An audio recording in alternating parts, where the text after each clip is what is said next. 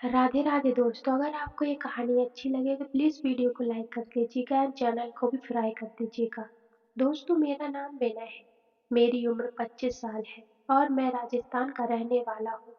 आज से 2 साल पहले मेरी भरतपुर जिले में सरकारी नौकरी लगी थी। उस समय मेरी शादी नहीं हुई थी, तो खाना बनाने के काम के लिए मैं अपनी बहन को अपने साथ ले गया। उसका नाम पूजा है। मेरी बहन उस वक्त 19 साल की थी। वो दिखने में बहुत खूबसूरत थी। पहले मैं अकेला भरतपुर गया था, नौकरी ज्वाइन की और किराए पर कमरा लिया। मेरी नौकरी एक गांव के सरकारी स्कूल में बाबू की थी। स्कूल मेरे कमरे से 10 किलोमीटर दूर था। मैं रोज सुबह 8 बजे बस से जाता और दोपहर बाद 1 बजे बस से ही वापस आता। मेरा कमरा मकान मालिक के घर के साइड के प्लॉट में था। बाथरूम कमरे के बाहर था। वहाँ 4 कमरे किराए पर देने के लिए ही बनाए गए थे, लेकिन जब खाली थे बस एक कमरे में मैं ही रहता था। मकान मालिक के घर में 4 लोग थे। मकान मालिक, उसकी बीवी और 2 बेटे थे। उसका बड़ा बेटा 23-25 साल का होगा, उसका नाम सुनील लाल था, जबकि छोटा बेटा 18-19 साल का रहा होगा, उसका नाम था हरिलाल था। मैंने 10 दिन नौकरी करने के बाद छुट्टी ली और अपनी बहन को ले आया। वे सभी मेरी बहन को देखकर खुश हुए और मुझसे कहा, आराम से रहना, कोई परेशानी हो तो बताना। कमरा बड़ा था तो मकान मालिक ने हमें अलग-अलग चारपाई दी थी। अब हम लोग वहाँ रहने लगे। उस समय हमारे पास एक ही फ़ोन था जिससे मैं काम में ले लेता था। मेरी बहन रोज़ सुबह नाश्ता बनाकर तैयार करती, मैं खाकर स्कूल चला जाता। फिर जब वापस आता तब तक वो कपड़े बगैर धोती, नहाती, सफाई करती और खाना बनाकर तैयार करती थी। मैं खाना खाकर सो जाता था, फिर वह फ़ोन देखती और कभी-कभी वह भी सो जाती थी। रात का खाना हो जाने के बाद हम घर पर फ़ोन करते थे। उसके बाद पूजा कुछ देर पढ़ाई करती और फ़ोन देखता। जब हम सोने के लिए साइट बंद कर के लेट जाते, उसकी थोड़ी देर बाद मैं वो वीडियो देखने लगता। वह बस करवट बदलती और ऐसी दिखती जैसे नींद में है या वो सच में नींद में हो, मुझे पता नहीं चलता था। कुछ दिन बाद ऐसा ही चलता रहा, लेकिन मुझे कुछ नहीं हुआ। एक दिन मैं स्कूल जाने के लिए लेट हो गया।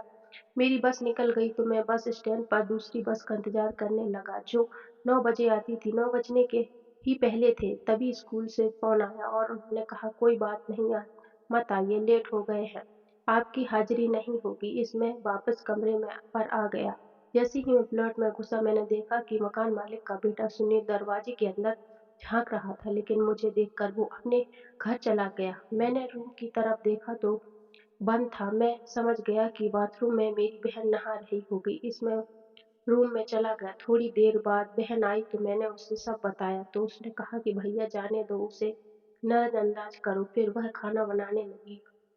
शाम को बहन फ़ोन में लगी थी और मैं छत पर घूम रहा था। तभी मेरी नज़र सुनील पर पड़ी। वह भी अपनी छत पर घूम रहा था और बार-बार मेरी तरफ देखकर नज़र हटा रहा था। तभी मैंने आवाज़ देकर बोली, सुनील, मैं आ जाऊँ वहाँ? उन्होंने हाँ भारी तो मैं उस छत पर चला गया। वे छत उससे बड़ी और ऊँची थी। वहाँ जाते ही सुनील ने मुझसे पूछा, आज जल्दी कैसे आ गए?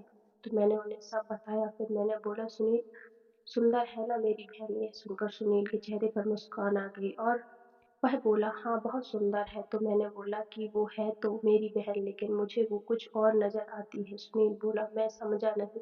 तो मैंने उसे बताया कि तुम कोशिश करो, अगर तुम्हारा काम हो जाए तो मैं भी उस पर कोशिश करूंगा। सुनील पूछा, वो कैसे? तो मैंने उसे बताया कि बस तुम कुछ फोटो या वीडियो बना लेना, उसे दिखाकर मैं भी अपना काम निकाल लूँगा, इससे मेरा और तुम्हारा दोनों का भला होगा। इतना सुनते ही सुनील मान गया। फिर हम दोनों छत के कोने पर गए। वहाँ से मेरी बहन दरवाजे पर बैठी फ़ोन चला दिख रही थी। हमने बहन की तरफ देखा कर हाथ मिलाया। अगले दिन मैं छत पर सुनील से मिला तो उसने सब बताया कि दिन में क्या-क्या हुआ। फिर कुछ दिन मैं काफ़ी व्यस्त था तो सुनील से नहीं मिला और वो भी इधर नहीं आया। मैंने कुछ कोशिश भी नहीं की। फिर एक दिन दोपहर को मैं स्कूल से आया, तब हम बैठे थे, तभी पूजा बोली, सुनील भैया कहीं दिखते नहीं, कहीं बाहर गए हैं क्या? यह सुनकर तो मेरे दिल की धड़कन तेज हो गई। मुझे लगा शायद वे मान गई है। मैंने बोला, पता नहीं, मेरी ही बात नहीं हुई उससे। उसके बाद मैंने सुनील को फ़ोन किया और शाम को छत पर मिलने के लिए बुलाया। वे मुझे देखकर खुश होते हुए बोले, काम हो गया क्या? मैंने बोला ऐसा ही समझो। फिर मैंने सुनील को बताया कि पूजा पूछ रही थी तुम्हारे बारे में तो सुनील बहुत खुश हुआ और बोला अभी जाऊँ क्या उसके पास? मैंने बोला नहीं 2 दिन बाद जाना।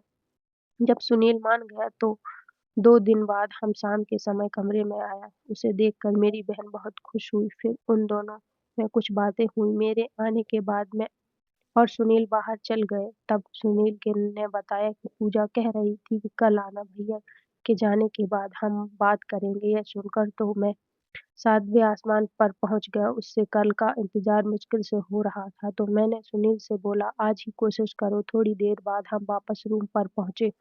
मैं प्लॉट के बाहर की ही रुक गया। सुनील अंदर जाकर बोला तुम्हारा भाई किसी दोस्त की पार्टी में गया है।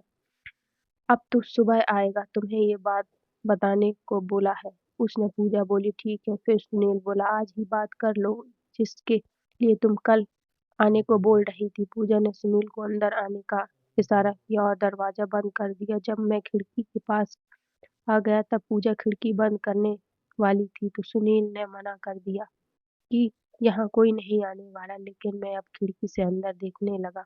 सुनील चारपाई पर बैठा था और बहन खड़ी थी। तब सुनील बोला बोलो पूजा क्या बात है? पूजा बोली सुनील आपने यहाँ आना क्यों बंद कर दिया था? सुनील बोले तूने ही तो भगाया था मुझे उस दिन। पूजा बोली उस दिन भगाया था लेकिन दोबारा आने से थोड़ी मना किया था। आपसे बात करना अच्छा लगता है आप आते रहे कीजिए। सुनील बोला मुझे भी तुमसे बात करना अच्छा लगता है लेकिन तुम गुस्सा हो गई थी तो मैं डर गया था। इतना कहते हुए सुनील ने एक आंख दबा दी। इस बारे पूजा गुस्सा नहीं हुई बल्कि थोड़ा सा हंसी और कुछ नहीं बोली। फिर वह सिर नीचे झुकाकर खड़ी रही। फिर सुनील उठे और जाने लगे तो पूजा बोली क्या सुनील? वो बोला मैं जा रहा हूँ। तुम मेरे साथ बस टाइम पास करती हो। तब पूजा बोली मैंने कब मना किया सुनील? फिर सुनील और मैं बिल्कुल तैयार थे फुटबॉल का मैच खेलने को। सुनील ने 15 मिनट के अंदर ही गेंद को बॉल में भी डाल दिया। अभी मैं मैच आधा भी नहीं हुआ था कि तभी पूजा का भाई अंदर आ गया जिसे देखकर पूजा के चेहरे पर दवाइयाँ उड़ने लगी। सुनील मुझे देखकर मुस्कुराने लगा। मैं भी मुस्कुरा लगा लेकिन पूजा को कुछ भी समझ नहीं आया कि ये दोनों मुस्कुरा क्यों रहे हैं। फिर पूजा को जब समझ आया जब एक ही बार में 2 गोल हो गए। शुरू में तो मैच काफी टफ रहा था लेकिन समय के साथ इसमें अंदर आने लगा। लेकिन इतना अधिक बार गोल दबा जाएगा शायद ये पूजा को पता नहीं था। मैच के बाद वो बेहाल सी हो गई और 1 घंटे तक थकान के कारण सब ऐसे ही पड़े रहे। जब कुछ समय हुआ तो पूजा चली भी नहीं पा रही थी लेकिन मैच खेलने की खुशी उसके चेहरे पर साफ दिखी जा सकती थी। उसने हम दोनों के को धन्यवाद दिया लेकिन समय के साथ मैच में इस्तीफा होता गया। अब तो हफ्ते में 3 बार ये वाला मैच होने लगा था। फिर पूजा को तब समझ आया तब एक ही बार में 2 गोल हो गए। शुरू में तो मैच काफी टफ लग रहा था लेकिन समय के साथ इसके अंदर आने लगा। लेकिन इतना अधिक बार गोल दगा जाएगा शायद ये पूजा को पता नहीं था। मैच के बाद वो बेहाल सी हो गई और 1 घंटे तक थकान के कारण सब ऐसे ही पड़े रहे। जब कुछ समय हुआ तो पूजा चल भी नहीं पा रही थी लेकिन मैच खेलने की खुशी उसके चेहरे पर साफ दिखाई जा सकती थी। उसने हम दोनों को धन्यवाद दिया लेकिन समय के साथ इस मैच में इफ़ा हो ज गया तो हफ्ता में 3 बार ये मैच होने लगा।